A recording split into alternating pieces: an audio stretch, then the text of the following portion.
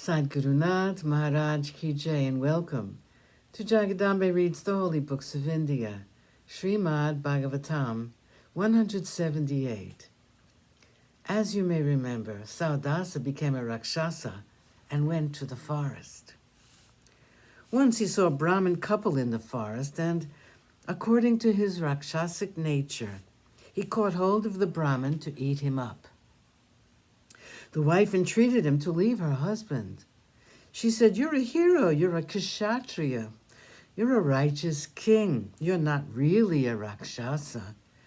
You are a scion of the line of Ikshvakus. You're a Maharata, and your wife is noble Madhyanti. Please remember your real nature, and let my husband live. Killing a Brahmin is like killing a cow, which is said to contain the universe.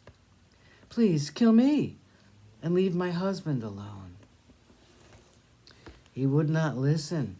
With his mind clouded because of the curse, King Saudasa killed the Brahmin and ate him up.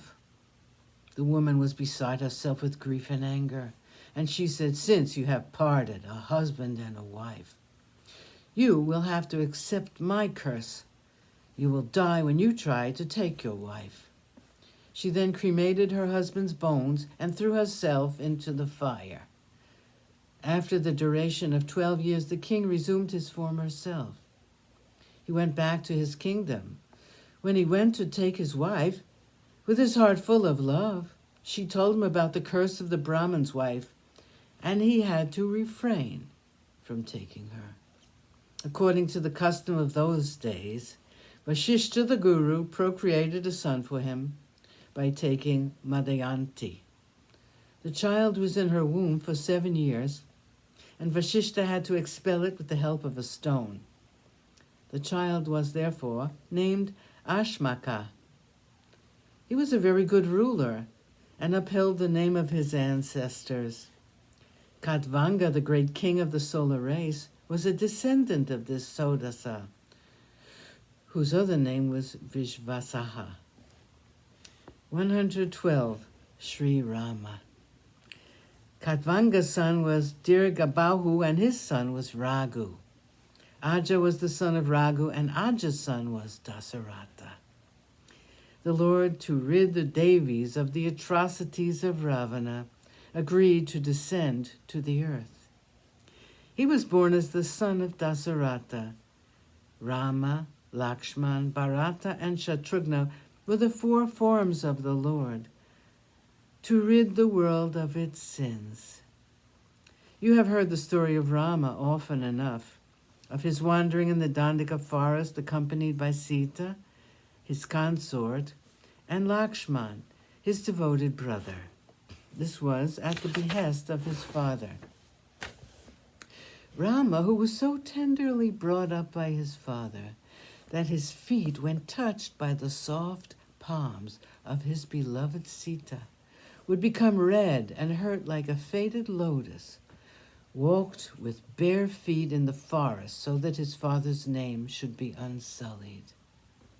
When Rama was a youngster of 16, the great Vishvamitra came to the court of Dasarata and said, "I am performing a great yagna in the Siddhashram. The Rakshasas Maricha and Subahu are always trying to pollute the spot and prevent the yagna from being performed. I want to take your son Rama with me. He will destroy the Rakshasas. Give Rama to me." Dasarata was so lost in his son that he did not want to send him, but Vasishta convinced the king that he should not let his love blind him to the consequences of the anger of Vishvamitra. Rama and Lakshman went with Vishvamitra to the forest. They reached the famed Siddhashram. When the yagna was being performed, the Rakshasas appeared in the sky. Rama killed Subahu and drove Maricha to the shores of the ocean. The yagna was brought to a successful end. Vishvamitra then took Rama and Lakshman to Mithila, the city where Janaka ruled. Sadhgurunath Maharaj Ki Jai. Thank you for coming.